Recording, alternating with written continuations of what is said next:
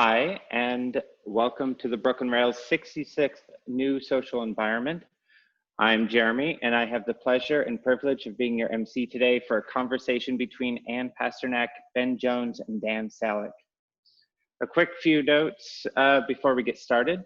We'll be recording this gathering for the Rail archive, so if you'd prefer not to be seen, you can disable your camera by pressing the stop video button in the bottom left corner of your screen. Feel free to eat your lunch during this event. No worries about interfering sounds, as we'll keep the audience on mute until questions towards the end of the conversation. If you have questions, please write them in the chat and I will call on you to speak during the Q&A, or I'm also happy to read your question on your behalf. Feel free to introduce yourself and shout out where you're from in the chat. The Rail team will be helping out with tech if you have questions, and our production assistants, Miko, Claudio, as well as our managing editor, Charlie, will be typing closed captions to make this talk more accessible. So feel free to turn those on at the bottom of your screen. We close all of our lunchtime conversations with a poem, and today we're delighted to have Phong Bui, the publisher of the Brooklyn Rail, reading today's poem. Special thanks to the Hill Art Foundation for supporting today's conversation. The foundation's goal is to expand the relationship between art and the viewer, and is dedicated to providing access to art through exhibitions and education programs.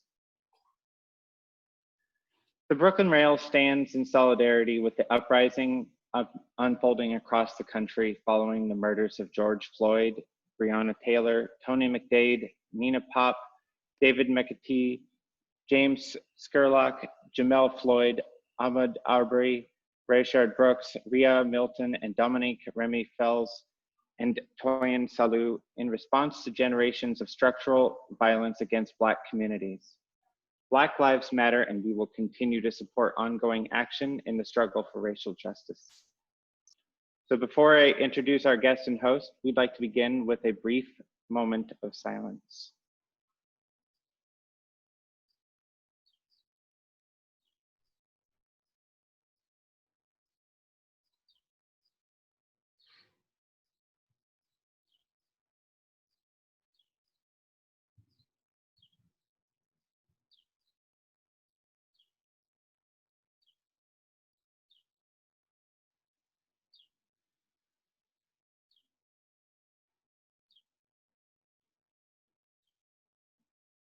Thank you. And now to introduce today's guests. Ann Pasternak is the director of the Brooklyn Museum, and before that was president and artistic director of Creative Time. Ben Jones is the creative director for Unskippable Labs team at Google, which designs experiments to explore the future of advertising.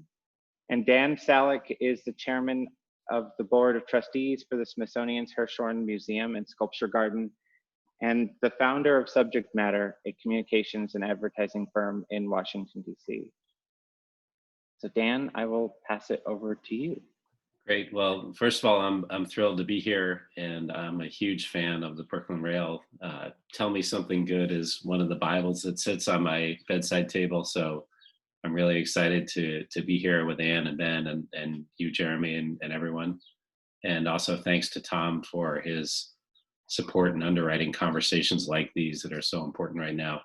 So I'd like to come right out of the box with a question for Ann. And my question is, we could be looking at 6, 9, 12 months, maybe longer, of museums being closed or partially closed. So how do you think museums can use technology to stay relevant during this period where nothing is normal?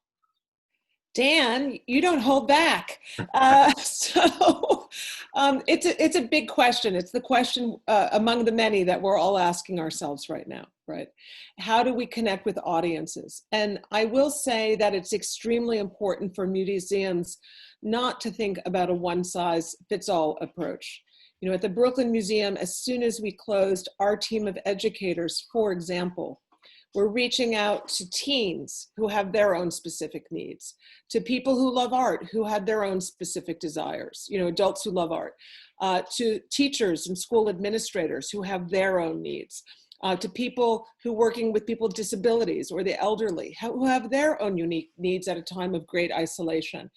And so it's really creating an environment in which museums have to not only go from what we've always done, the in-person experience and in-person learning, and importantly and necessarily pivot to the virtual realm, but to become media producers, and to do so for the very specific needs of many audiences.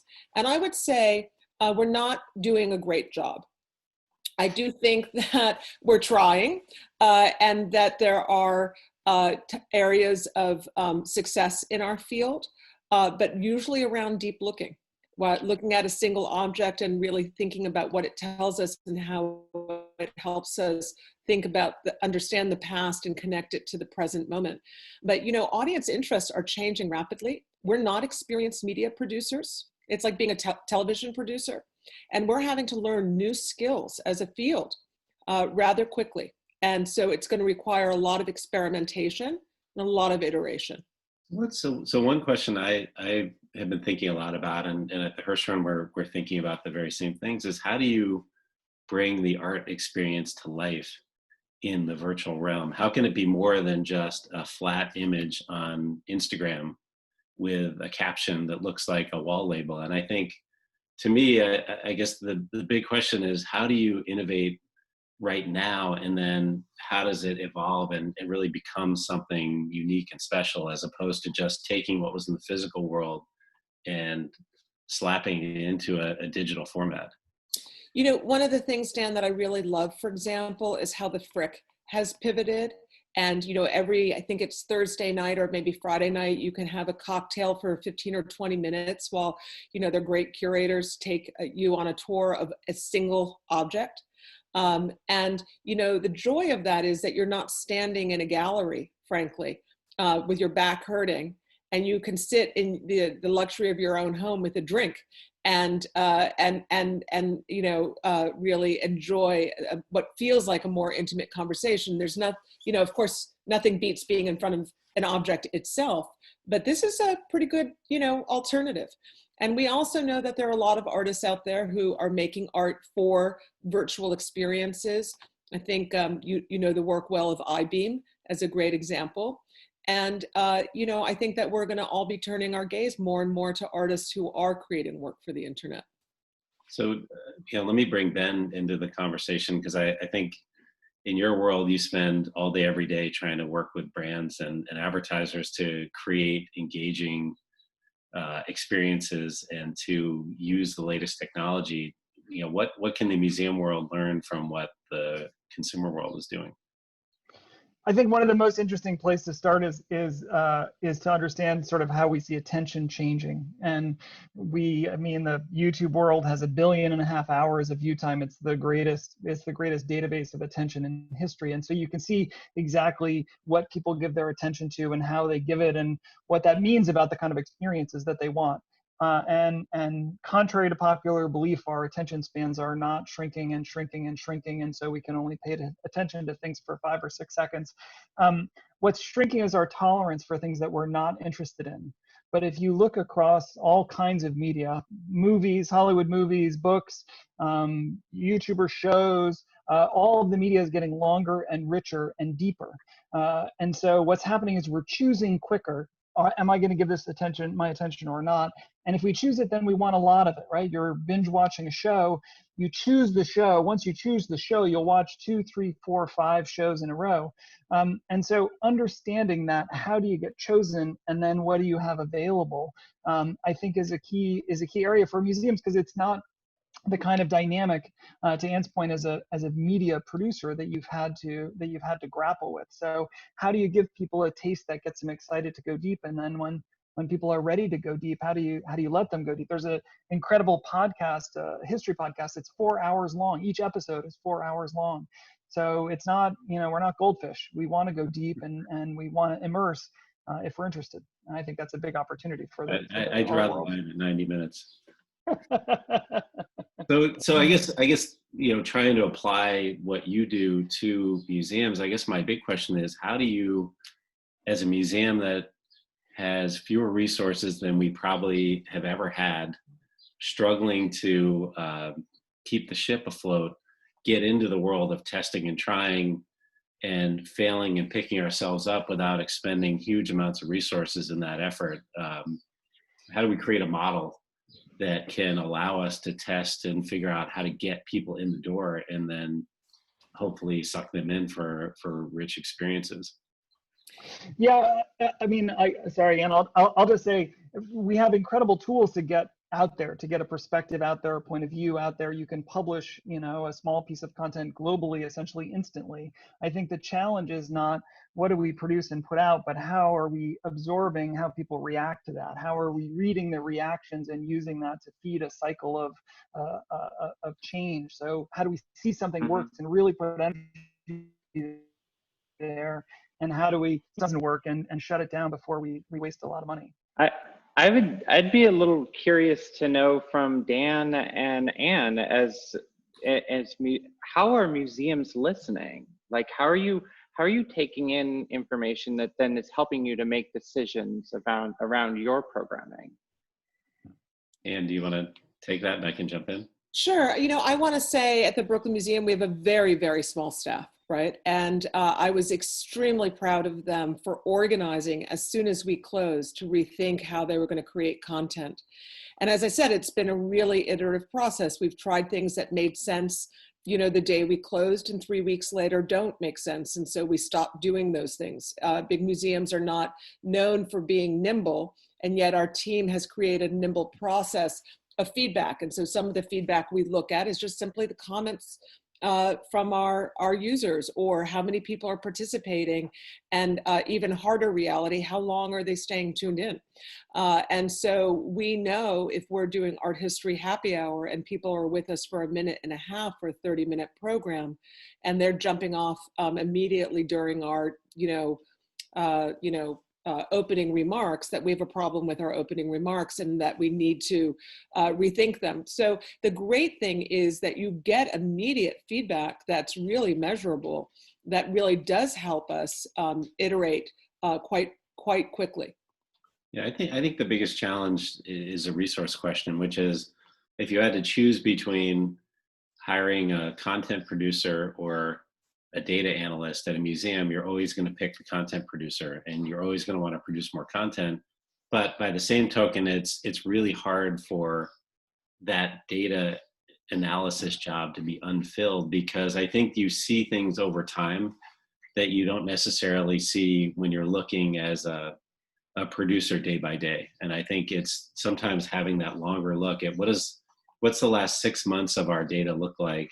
What are the trends that you see? What are people really getting involved in? And I think without having that extra set of eyes, it becomes a little challenging to really pick up on the trends that are out there and try and give people more of what they want. And I think the bigger thing that we're struggling with to some degree is how do you transition from programming as if you're a news organization as a museum, which we're not, and finding that pathway into art that is created for this medium. And one of the big things I was thinking about as this panel got started is this time of COVID, where there's so much going on in the world, so much social unrest, but not many platforms for artists to show their work, going to drive the artwork into being a digital first experience so that artists can reach people with the messages that they want to reach.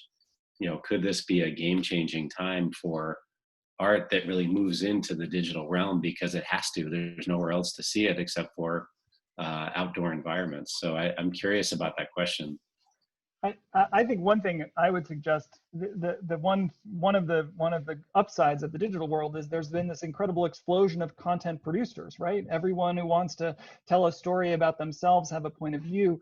And so I would wonder, as a museum, can you invite some of these experienced, very talented content producers in? They have an audience already, and can that bring new audiences to art? Can you allow their voice to mediate the art experience that you have. So it's not just a curator's voice, but an influencer, can a poet tour, you know, the art and bring their perspective and their voice, and therefore bring new audiences in, because you're no longer limited by physical space. You're no longer limited by geography. You're limited by perspective. And so, you know, can you leverage other people have those skills? You're terrifying curators all over the country right now. or passionate curators. I will tell you, the one museum that has completely exploded on my radar, which I never would have been interested in, the Museum of English Rural Life, which is on Twitter. It is hilarious, and they have opened up their collection, and they have brought an interest to, you know, the collection of English rural life that I think that none of us have ever had before. It's fantastic. And what it is perspective and sharing and responsiveness and a voice, which is really. All right, you're scaring me now with 4-hour podcasts and Twitter feeds of English rural life. You'll love Dan Carlin. So I actually think that a lot of curators are already thinking of and have been working with artists of multiple disciplines. And so it is great for an opportunity to do this. I do think it's hard for curators who are producing content in a way, because you don't get the immediate feedback and body language of an in-person experience. It could be distracting looking at all the comments, and you are communicating a bit differently for a virtual experience. And so curators are learning new skills, and they are rising to the occasion. But one of the other things what I think is so obvious, but it just deserves to be said, you know, I kind of love Zoom interviews and meetings in a way. They don't replace the in-person, right? Where we can hug each other and give each other high fives and, you know, have a cup of coffee together. But people are, you know, tuning in, they're saying hello from wherever they are. Everybody who wants to have a voice can have a voice. They can ask questions. You know, I think there's a transparency and a participation that Zoom, for example, and other similar platforms are teaching us that will impact the in-person experiences once we start having them again. I think that's super interesting. And I've noticed with the Hirshhorn programming, you know, we're quadrupling the size of our typical audiences that we would have in our auditorium, because in those experiences, we're saying we have to send out an invite. We have this many seats. We have this many chairs up on the stage. And now I think those structures are gone. And I think we can be thinking much more dynamically about who gets to speak, who can participate, how many people can be involved. And it becomes a global endeavor as opposed to a local one. And I think there's a lot of upside to that. Absolutely. I think there's a cadence of how you think about production too, where you can use a live stream like this, very immediate, very intimate, and then afterwards edit it into a, you know, more focused piece that takes out all the ums and the ahs and gives people a nice site experience, and then that can live, you know, perpetually. And so audiences can find you 6 months, 8 months later when they choose to, when they're interested. Suddenly I'm interested in an artist, and oh my God, here's all this great programming that you have already built. So it just doesn't just end when the program ends. But back to the question about art and artists, because I think that's always at the heart of everything to do with museums. I mean, do we think that this is going to start a revolution in the way that art gets made, because people are looking for platforms? Are there going to be artists that are used to doing 14-channel massive videos inside of museums, or painting or doing photography or other things that are going to migrate into projects that live and start in the digital space? Or is this going to be, we're going to wait it out and we can't wait till our first big show at the Brooklyn Museum?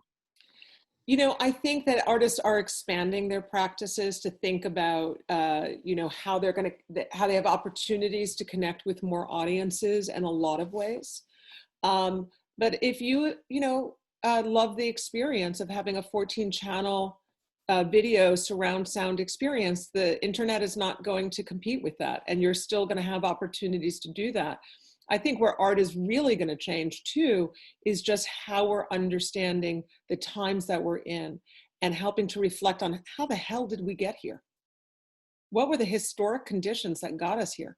And what are we going to do to get out of it? So I think we're already seeing a lot of art that is using our radical imagination to imagine a better future, to tell untold or suppressed histories, I should say, and to imagine our way towards a better future. And so everything will be a part of the solution, Dan, in person, virtual, all of it. I mean, that's I think the question for a discussion like this is how is that artwork going to find broad audiences with museum doors shut? Is it going to be online? Is it going to be outdoors? You know, what's the platform going to be for people to be heard? Because I agree with you. I think this is an extraordinary moment. It's shocking what's going on, the amount of change that we're in. And then the question is, how do artists get to play a role in that? It can't be just them talking about it. It usually manifests itself through the work. Is there a whole world of artists that just aren't finding their way to museums now? I mean, there are artists who are working in data and with data. There are artists working with digital tools. Is there some gap there that could be bridged in this time between these artistic explorations with data and the museums? That's an open question. I don't know the answer. I'm just curious. I'm not sure I know the answer to that either. Yes, there are. Yeah, sorry, go ahead, Jeremy. At least here at the Rail, like when the quarantine started, we were just wanted to just create space to talk, right? To start addressing kind of those concerns and bring that forward and use that as a vehicle for then talking about the work as much as we could within this limited medium. So just realizing that there's the art that's there, but then there's also the needs and the emotions and everything that people bring to it at the time based off of what's happening in society. So, and all those things are obviously shifting over time, but.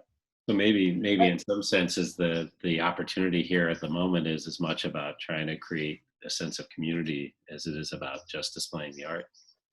Mm-hmm. Mm-hmm.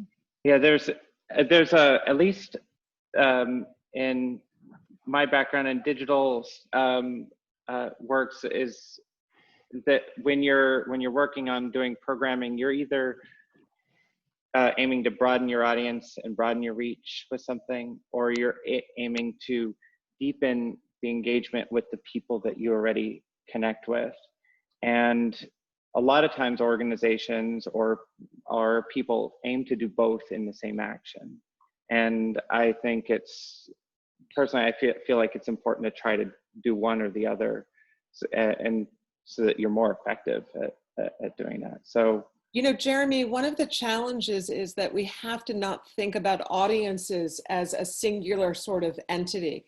And, you know, of course, we have people who love to come to the museum who may not have broadband at home, who may have one computer and 3 kids are doing remote learning at school on the one computer while they're trying to work.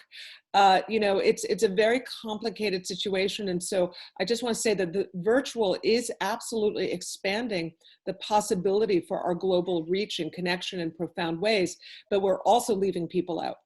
And it's important to recognize that. And these are people we absolutely do not want to leave out. They're core to helping to shape our narratives and participate in our programs and in service of our mission. Absolutely. So what's the, you know, when you think about some of the solutions to that, Anne, what's the path to get people what they need to be able to participate and engage? Is there a clear path to that? I don't know if there's a clear path yet, but we all have to try lots of strategies. You know, for example, at the museum, we've been putting up flyers and sharing with the community boards and local community organizations and faith leaders that there's a food pantry at the museum on Monday afternoons for our local community. There are just certain things that we're going to have to do in person because that's the way you reach people. Whether it's, you know, art programming or it's COVID testing or it's a food pantry, some of it's going to have to be in person. And so the museums are going to have to learn to do things differently to get outside of their gallery spaces and get their butt city. So one question I wanted to ask, and I think this is a really hard thing for museums, is the question about voice. I feel like most museums speak with a very institutional voice. Do you think in this time the voice has to shift to be more personal, more direct, more human than what we would normally have seen in, say, 2019? You know, it's such a great question. And the answer to that, Dan, is yes and.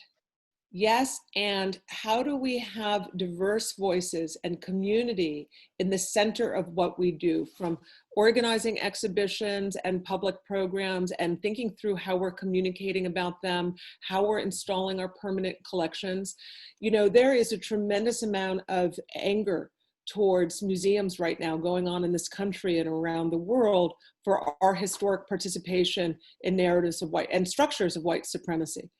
And people are saying, you need to fix this right now. The change must be supercharged. And so it is extremely important that we're all thinking, rethinking the ways we've done things, which includes the authoritative tone of you know, our exhibitions, our wall labels, on all our communications.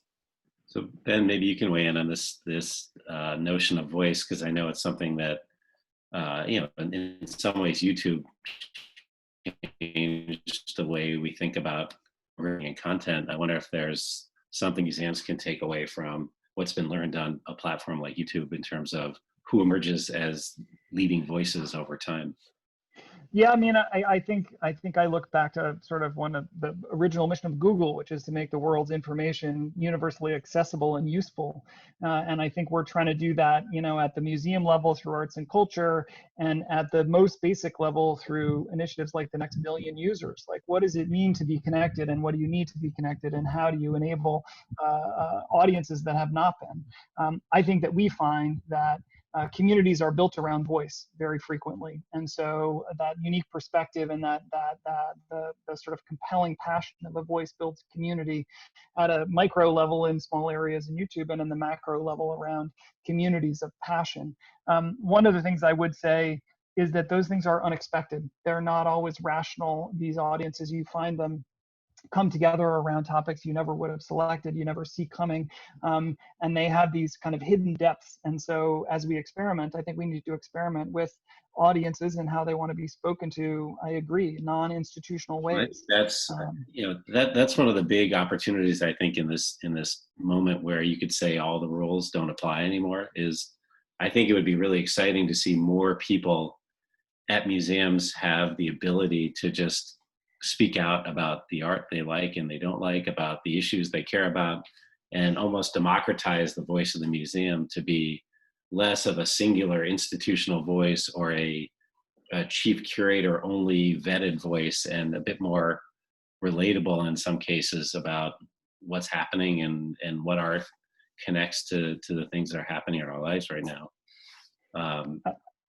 I think one of the interesting things that's happening is we're seeing a necessary fragmentation of perspective as we look at, you know, realities that we thought were shared but are clearly not.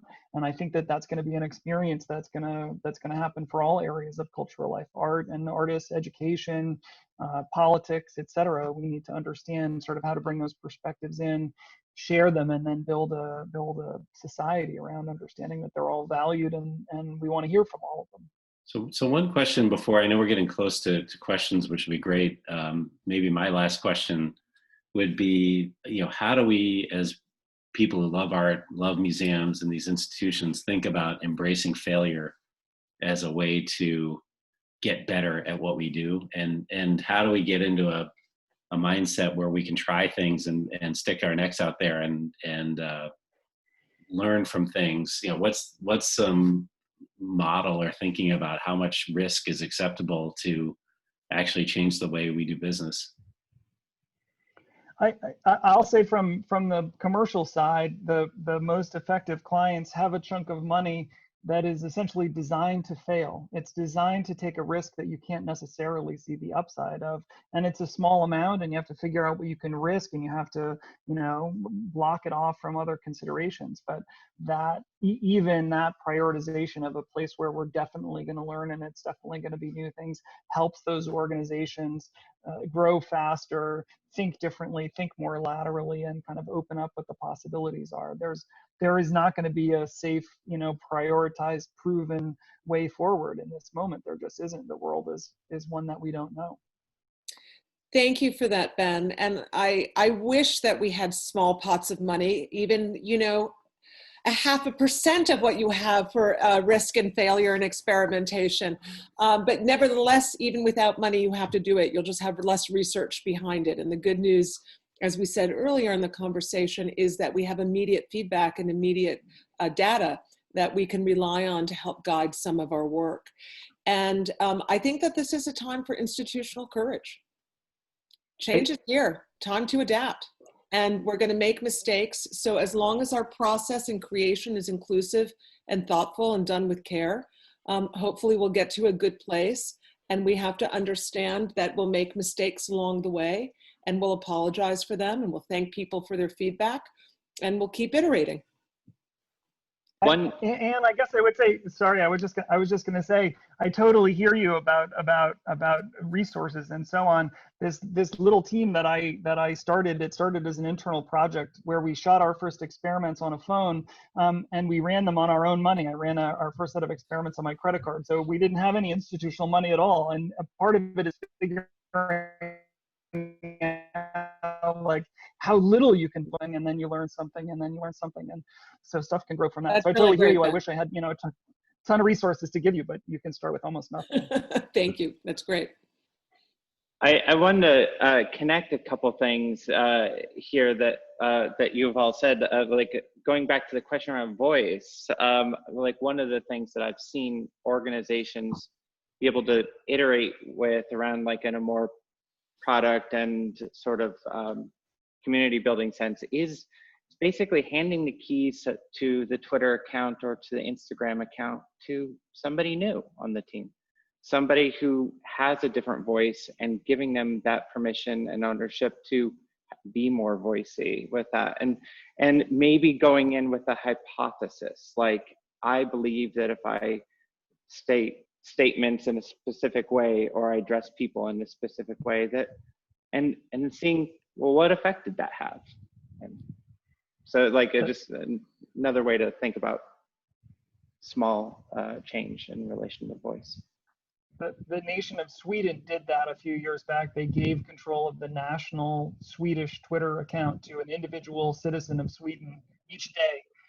And it's a sort of, amazing level of trust for the country to speak, but it was part of the sort of character of the nation of Sweden. That Good Lord, can we do that right now for the United States?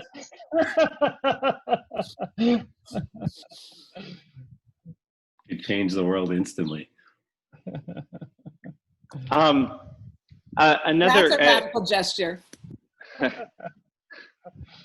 Another thing, going back towards what Dan was saying around art in the digital space, is maybe there's some small gestures like that can be had in bringing works into the digital space that aren't giant productions, but are maybe smaller venues. I guess I keep wondering if artists are just going to feel compelled because they want the platform. Are there going to be some artists who feel like, okay, it's going to be 2 years until my next physical museum show. The galleries are pretty much closed down. There's nowhere for me to say what I need to say.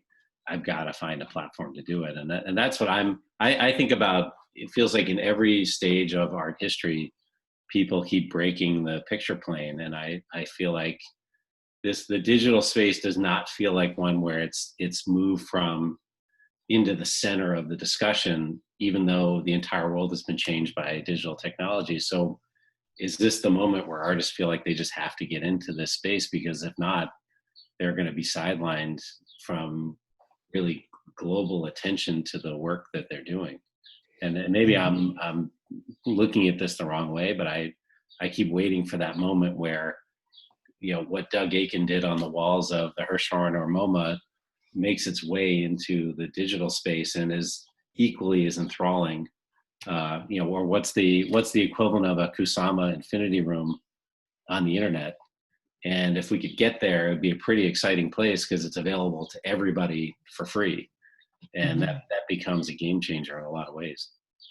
And speaking of games, gaming is, much bigger than, movies and Lord knows, books and whatever combined. So I think there's a lot to learn from other industries. I think artists are already doing the work, but Dan, let's be honest, you and I are getting a little on with age. And we may not be, I know, ouch. We may not be like on the total cutting edge that we'd like to be and that we think we are in terms of what's going on. But let's also remember there are a lot of artists who have turned to social media, for example, as a way to really share their process, share what they're thinking, sharing what they're loving. And, some artists are really good at this already. Yeah. So I don't, I know that we keep going back to our dear friend, Doug Aiken, who we both have had the honor and pleasure to work with on public projects. But I think we're going to be surprised what it looks like, and gaming might be closer to it. I'm not sure. I think it's about immersive engagement. I think that's the thing I'm waiting for. And I'd love to know if it exists, because I haven't seen it. It's hard to see everything. But the idea of how does art become immersive in a space like this, as opposed to fundamentally flat? Can that happen? Can people really use the tools that are out there to bring it to life in the way you have that physical experience with art? Yeah, it's such a good question. I think we're going to see it at some point, Dan. And I have a feeling some people are going to email us afterwards with great examples of it. That's what I'm hoping. I wonder if some of that dimension, to the point that you made earlier, is community. That is to say, we're inviting people in a different sort of way, and they're bringing voice to it in a different sort of way. I think gaming is a fascinating world to look into. It's obviously enormous, enormous, enormous, and it's not about games, really. I mean, you look at Fortnite, for example. It is as much about community and connection and the life that goes on there. Minecraft, similarly. This is about human emotional connection much more than it is about games in any traditional sense that right. Old folks like we would recognize. So I wonder if we bring a reinvented notion of community and the voice of community or communities into art in this moment, what that does for museums. It could be a fascinating, amazing time. One of the questions that I'm also interested in is how artists are going to find new avenues of revenue and support in ways that we did not previously imagine. For example, when are universities going to be hiring, art teachers again? And how many galleries are going to close? And when are people really going to be buying emerging artists? We don't have any answers to these questions. And most of the artists in this country and around the world are left out of the market system. So how are they going to support themselves? And I was really inspired. Our head of public programming, I love telling this story, for her birthday, a few weeks after we closed from COVID-19, her partner for her birthday got her a trip around the world and experiences around the world through Airbnb. And so she had like a flamenco class, dance lesson with a woman in Spain on her front porch. And, I thought to myself, there are new ways for artists to really share their gifts and their abilities with unexpected audiences and supporters that the art world had not imagined, in ways that, art school wasn't teaching them. So I'm also really interested in how artist support may change and artist agency may change over time. I think that's an interesting place to look at the music industry, right? Which collapsed with the advent of Napster, and then rebuilt itself around live music, and then struggled again, and is now working through direct sponsorship programs like Patreon or tipping on platforms like YouTube, where you can directly support an artist you love, and you're essentially saying, like, look, I'm not a big donor, but like, I love the art that you make, and I want you to make more of it. And there was enough scale in the digital space to bring some of that art forward, and I think it's incredible. Well, it's bringing forth a diversity of voices we wouldn't otherwise hear, I think. If you could get to that in the art world version, you could really get around the entire construct of the art market, which I think would make art much more interesting. It's a question of, can that translate? I think it could in a way. It's just how do you get that version of a song as an artwork that can stay with you, that you can put on your phone or that you can listen to. I think if you can get there, it really changes the whole structure. Mm-hmm. Mm-hmm. I want to pull in a question from Penelope.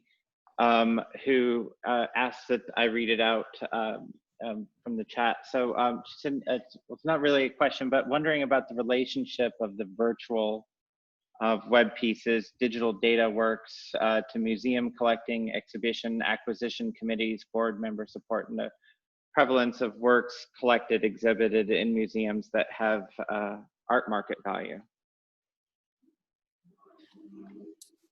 Dan, do you want to go first?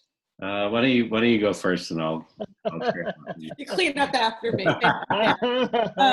Penelope, it's a really great question. Yeah, the truth is museums have been largely very bad at collecting, work created for, online experiences, in part because,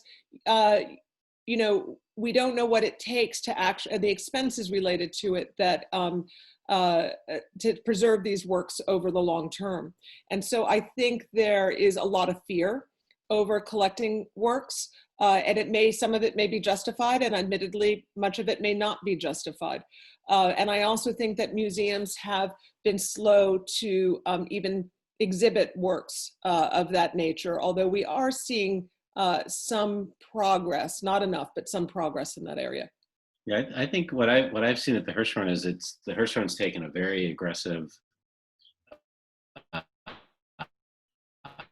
think, forward-thinking position about video, film, installation works, and has for at least 15 years now, and has a huge commitment to that. I think the hardest question is where can that live when it's not being shown in the museum? And I think one of the hard things about some of this incredible work is it just gets put away. And I wonder if maybe this moment allows us to think about whether some of these great film and digital and multimedia works can actually be ported into the digital space so more and more people can enjoy them. And I would always look at this as a question of, when I see a powerful video at the museum, Christian Marclay or Arthur Jaffa or people like that, I keep saying, what would happen if 100 million people saw this as opposed to the 90,000 that show up at the museum during the run of a particular show? And I think that, look, you look at a video by Taylor Swift and it's literally 1 billion views. And I think some of these things that artists are creating are worthy of 100 million, 1 billion. It's just, they've got to change the mindset. It's a little bit about this editioning and selling and proprietary nature of what it is. And I wonder if we freed it more, it would find a much, much bigger audience. But Dan, that's part of it. But I think the bigger part is that the artist has created a work with a certain kind of sense of control of the environment. Yeah. You can't look at an Arthur Jaffa or Christian Marclay, for example, and not understand that they created a specific immersive environment in which to really, engage our senses and, open our hearts and, blow our minds. So that's a much harder thing to achieve on my laptop screen. Yeah, it is, but I wonder if what you get out of it still could affect a lot more people. I always worry that I look at the Hirshhorn, we're on the National Mall. We have 30 million people walking up and down the National Mall every year. We manage to get about 1 million of them or more into our door. What about the other 29 million? How do we get to those people? And I think that's where it becomes a risk. It's a risk for the artist. It's a risk for the institution to try and find those bigger audiences. Well, listen, everybody in the audience is hearing it. Dan is looking for artists who are going to really engage, have the ability to engage important content with great art, with mass audiences. And I'm right there with you, Dan. Well, I love what Ben said about the music industry. The music industry operates fundamentally at scale, and maybe it's, the artist can make as much money at the 15 cents a download that they get versus the single sale of and maybe the economic model, if it changed a little, might be more beneficial to the artist than what currently exists. But I'm not an economist, so I can't prove that. I want to call on a question that from Astrid Hill had in the chat and bring Astrid into the conversation. So Astrid, you should be able to ask your question. Okay, great. This is a question for Dan Sallick. Hi, Dan. Hey, how are you? Good. As chairman of the Hirshhorn, you took a risk when you placed the Doug Aiken video on the outside of the Gordon Bunshaft building so that everyone walking on the mall could see the video and listen to the music. How many people saw this video? I bet hundreds of thousands. It was free. The question is really about how do you make art accessible to everyone? Well, I think it's a great question, and I think we're lucky at the Hirshhorn because our charter and our connection to the Smithsonian mandates that we're free to the public, and that's a huge gift. And I know that a lot of other museums don't have that luxury of having federal support that way.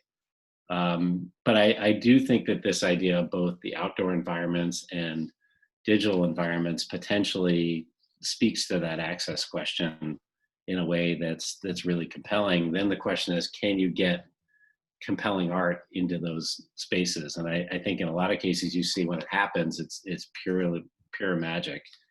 But in a lot of other times the idea and the intent is there, but the art doesn't hold up. And I think that really becomes the challenge, is how do you just compel them outside of the building? It's almost becoming the gold standard for museums, is how do you engage broader audiences in the outside world rather than just the small self-contained audience of true art lovers.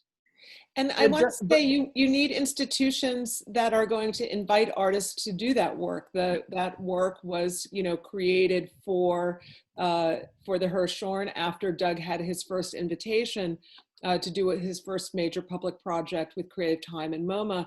I'm not saying that in a competitive way, but you just need institutions to think more expansively about how they're working with artists. And when you do, extraordinary things happen, like the Doug Aiken Hirshhorn collaboration. Well, a part of what I think a lot about with Washington, and I've been trying to, we've been talking about how to do this, is how do we get the art out of our storage rooms and out of the warehouses and out into other places, into public spaces, into smaller museums. I think there's got to be a wholesale rethinking of how museums get networked and share the work that they have beyond just the one museum that they're institutionally affiliated with. And it's a hard thing, but I think that starts to get art much further out into the world than it currently is. Dan, people in our chat love libraries, and so do I. And I think libraries they're reinvention from going to from places of books for learning to having a much more expansive view of how we learn and how we connect with community is extremely inspiring and has been forefront in the minds of our staff and board at the Brooklyn Museum as we imagine a museum of the 21st century. Yeah, I think libraries, public spaces, public parks, and there's a lot of places that art can live. And I think the more it goes into communities that don't have access to art, the stronger it gets. I also think there are ways to think about the digital tools revealing more about or rather than just broadcasting it or scaling it, but showing things that you otherwise would not see. There was a great story. Our arts and culture team takes super high res photography with museums all over the world, and they were shooting the ceiling of the Paris Opera House, which is a mural by Chagall, and we were getting permission from Chagall's son to be able to share it on the internet. And by zooming in and zooming in and zooming in with the super high res photography, we found actually a portrait of the sun on the ceiling of the Paris Opera House that he'd never known existed. And no one, of course, could ever see from down below, but only when you zoomed in that far could you see it. And so I think as you think about the opportunity of the digital world, don't just think about it as crunched and scaled and a diminished experience, but what are the ways that it can open up experiences in ways that you couldn't in a highly controlled environment in the same way. And around this, I'm wondering if you could say something about how you convince people or how you all think about accessibility in what you do, like, and how, and specifically even just like, how did you help others understand accessibility? I mean, that's a subject for hours and hours of Probably conversation. a bigger conversation, but Yeah, no, but I mean, is there something to be learned here around that? Like, I think there are layers and layers and layers of it. You know, our goal, as I said, make the world's information accessible and useful. And so, what are the constraints of these people? Are they disabled in some way? Are they remote? And I think one of the amazing things that our engineering team do say is, if you can't access it, that's our problem. It's not your problem. And so, in a super simple way, you know, when you type into search, if you misspell, autocorrect means your misspellings are our problem. And on through the layers. If you are not able to access information, that's our problem. And how do we change what we do? What roadblocks have we put up that we can eliminate? So from autocorrect in search to super high altitude balloons that are flying over parts of the world that have no internet access in order to provide that access.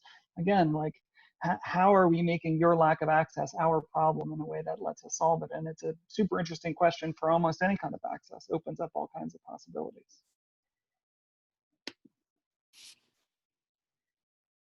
wonderful. I am jumping to another question. Wanted to see if Aviva Romani would like to ask her question. I'm going to, you should be able to ask your question now, Aviva. This is a great conversation. Hi, Anne. This is what nags at me.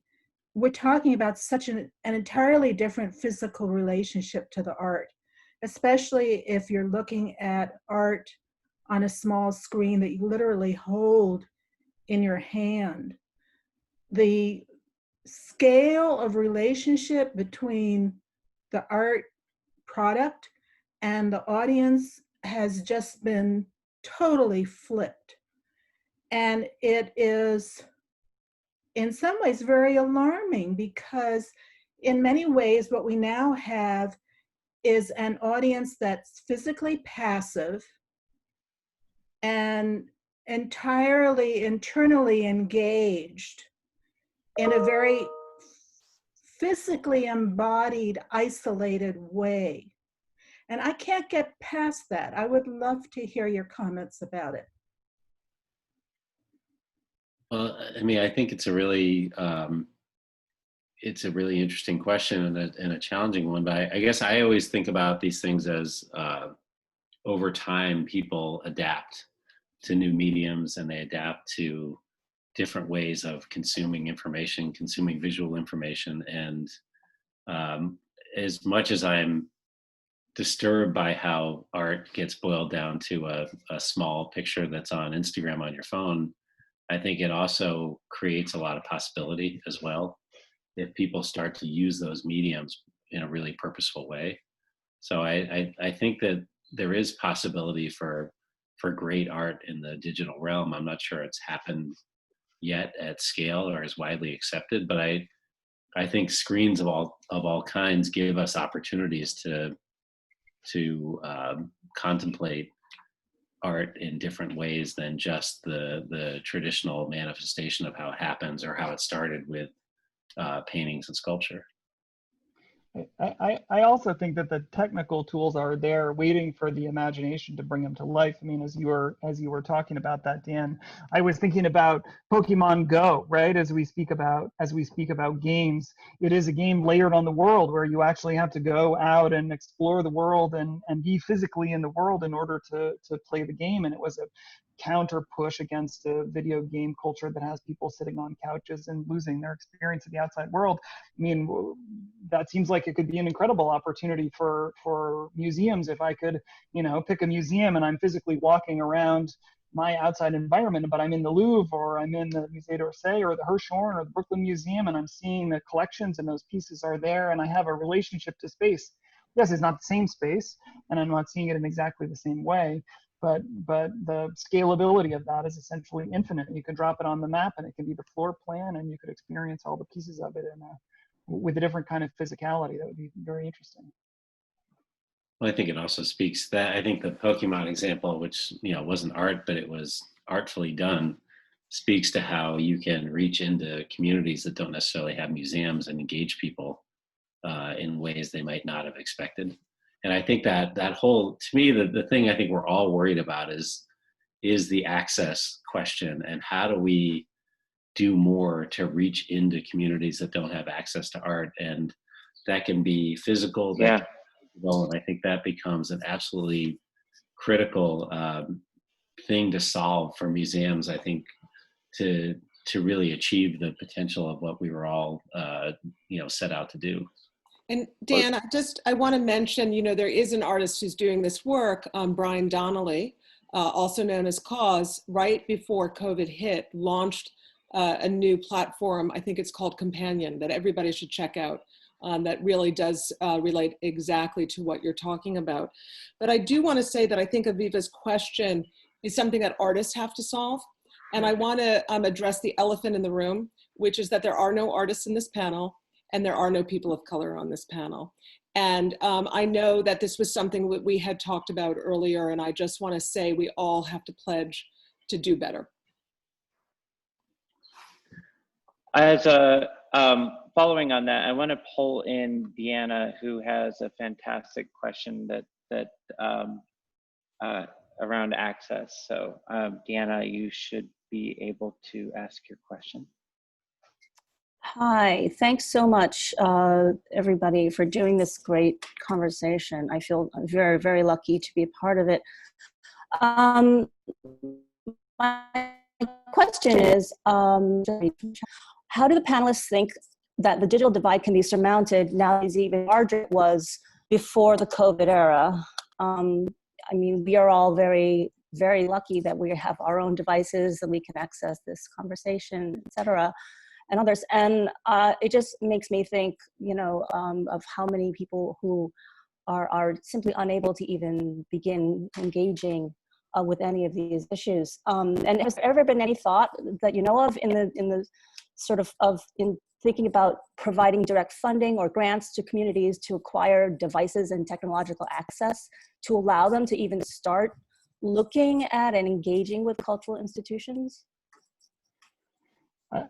I'm happy to jump in there and say, as Google, we do a ton of that, and not just cultural institutions, but classrooms, education grants, the donation of materials. We believe it's super important to make sure that accessibility is available, that there are generations of devices that are designed to enable the same kind of access, regardless of economic opportunity. So a lot's being done there, but there's a lot more that can be. I mean, ultimately, I think that that's a social and political question in a lot of ways.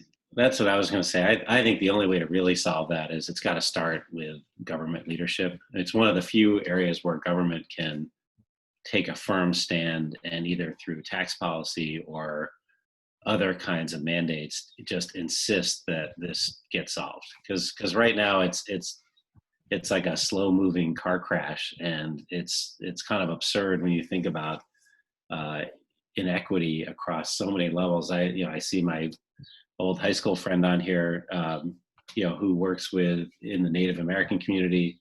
It's in the inner cities, it's in rural America, and the fact that we haven't solved this yet is really just a complete failure of leadership. And I think museums can then step in and help be a lubricant to getting information out. But if the government doesn't create a policy priority of solving this, we're going to find ourselves further and further behind in the race against other countries. Dan, I think that's so true. And museums can play a more active role. Some of us have free Wi-Fi that we broadcast outside our museums that you don't have to sign in or sign any sort of policies or permissions around, to help provide local community with free internet access. We could all do more of that, but I think overall we need to be advocating for healthy, vital communities, and that includes free access to broadband and Wi-Fi. It means good schools. It means green spaces. It means healthcare. It means a whole lot of things. And I think that museums are not neutral, and we need to do a better job of advocating for what is just and right, and that includes universal access to Wi-Fi. Yeah, look, it's a really interesting challenge, and in some ways, what I see is that spending the last 30 years in Washington, you see how people get things done, And, I think companies have learned how to be very effective in getting things done in Washington. And I think the nonprofit sector, the advocacy community hasn't quite figured out how to build the same kind of focused lobbying and persuasion campaigns to get things like this done. Because it is kind of preposterous that we're sitting here in 2020 now with millions of kids having to go to remote learning, and we've got a massive digital divide in the country.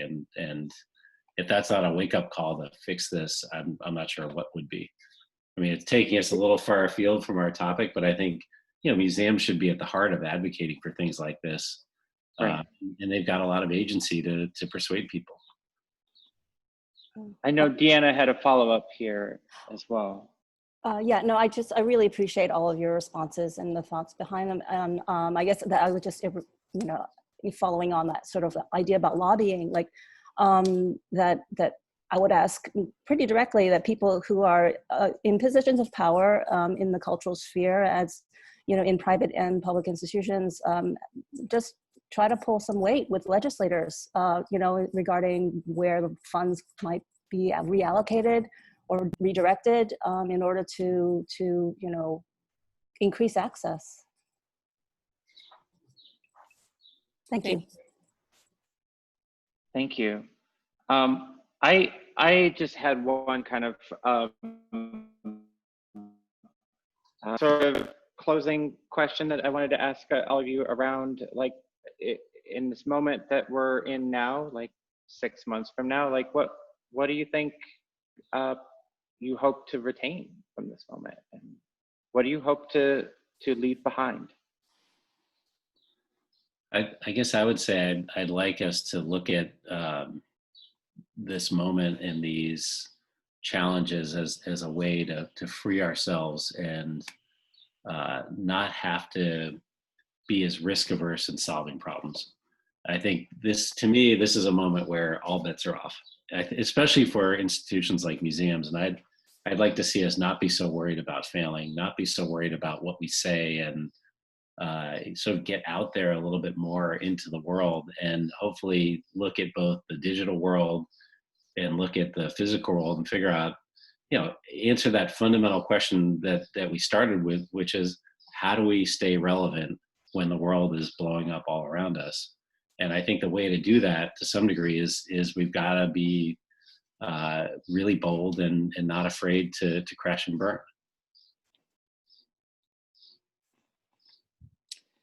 For me, I think that this is a moment where some might be inclined to retreat, but it's a time to participate and really accelerate change. So that's what I hope to leave behind. I guess I would say we've had an extraordinary opportunity to recognize how deeply interconnected we all are. And it seems like it would be a shame to squander that without holding on to this understanding of that deep interconnection, and then the diversity that's inherent within it, the different voices and the different communities and the different experiences that are nevertheless all linked together. So if we could hold on to those two things, I think that would be amazing. Wonderful. Thank you all. I want to pass it over to Fong Bui, publisher of the Brooklyn Rail, who will be reading today's poem at the end. So Fong. I'm here. Thank you, Anne. Thank you, Dan. Thank you, Ben and Dan. I mean, I learned so much, and I agree with you. All you have said. In fact, I'm the least technological person on earth. I only got a cell phone maybe a year ago because Jonas Makers asked me to have one. Since I joined the War Anthology Film Archives and making film, have an Instagram not long ago after that. But what is so remarkable about Zoom Forum is that it humanizes everyone. Everyone had their own niche on the grid. And whether it's Noam Chomsky came on, Peter Brook from Paris, Dr. Shiva from India, we have several artists coming to join us, and it has that incredible symphonic, orchestrated in that space, which so much reminded me of the great Horace Cullen, the American Jewish scholar who wrote a very famous essay in 1915. It's called Democracy versus the Melting Pot. You probably remember it a little bit, references, particularly lately, where he argued that the very idea of America as a melting pot contradicts the premise of American democracy, you know, the right to be different and to live your own life. So he proposed, it was he who proposed the idea of cultural pluralism, where each individual has own unique sound, like an instrument, but together in symphony, it creates that whole symphonic sound in totality. In any rate, every time I get anxious, I would write a poem. And this poem I've written for a huge read in the Great Hall at Cooper Union in 2017. It was organized by Bob Holman and Stephen Bodell. So I had the privilege reading along, you know, Amirki Baraka and John Jonas, Paul Auster, everyone else. So this is probably the third reading. It's called My Divided House. I remember growing up in a divided house, a discontented citizen, confused, self-shuffling member of an old family grown new. You and I separated by an invisible wall of unbroken ideology that existed long before the body. I remember growing up in a divided house. My grandfather was a resolute communist. My grandmother was indifferent to the People's National Liberation Front. They rarely looked at each other's eyes at dinner table. I remember the burning sun at dawn of New Year's Day of 1968, how the light was dimly dim by the immense flocks of helicopters like swarms of mosquitoes hungry for blood after a long monsoon season in the lowland. I remember it was more awe-inspiring than the opening scene of Apocalypse Now with the end by the doors in the background, more memorable than Operation Linebacker 1 and 2, more picturesque than Operation Rolling Thunder and whatnot. I remember it was even more exalted than Operation Chopper before I was born. They were indeed the mothers of Operation Desert Storm and the bombing of Iraq in 1991. Whatever operation that keeps me here and you there. Vietnamization is just a catchy phrase. White Tricky Dick is relishing his Chateau Lafite Rocher one afternoon. I remember the scream of the wounded being drowned out by the screams of the bereaved. They were everywhere on the streets leading to the pagoda of the Celestial Lady. I remember on the temple's wall how serene Buddha was sitting in profile under the Bodhi tree in the shelter of the natural world. I remember chanting with my grandmother, let my skin and sinews and bones dry up.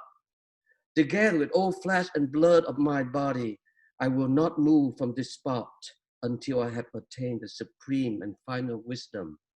I remember the Lord of Desire Mara presiding over the enormous elephant with many sharp tongues, sending his most beautiful daughters to seduce Siddhartha. They fell, for he, remember, remained in deep meditation. I remember on the wall a vast army of monsters in the form of piercing arrows, aiming at the Buddha's front torso.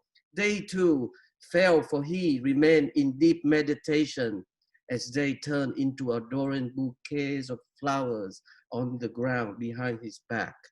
I remember Malcolm Brown's black and white photograph of Thich Quang Duc's child immolation in the busy street of Saigon long before it was called Ho Chi Minh City. The flames burst forth to consume his body, but he has long gone before the spectacle. I don't remember when I was told there was two kinds of human beings, those who aspire to move forward and those insist on walking backwards. Who else cares enough to look at the bright sun and the shining moon and ask me if it's too late to love one another. I was taught to remember to keep my precepts with the purest of hearts and be humble in the divided house. North and south, left and right, here and there, now and then. I will always be forever caught in the space in between, with my finger touching the earth. Nirvana is nowhere else than here. Amen. Thank you, Dan. Thank you, Anne. Thank you, Ben. Thank you all. Thank you all for being here. And Great to be with you. thank you for sharing today. Just wanted to let everybody know that tomorrow we have Fausta Squatriti with Shokagot Kazarian on the new social environment. That'll be at 1 p.m. Eastern, 10 a.m. Pacific.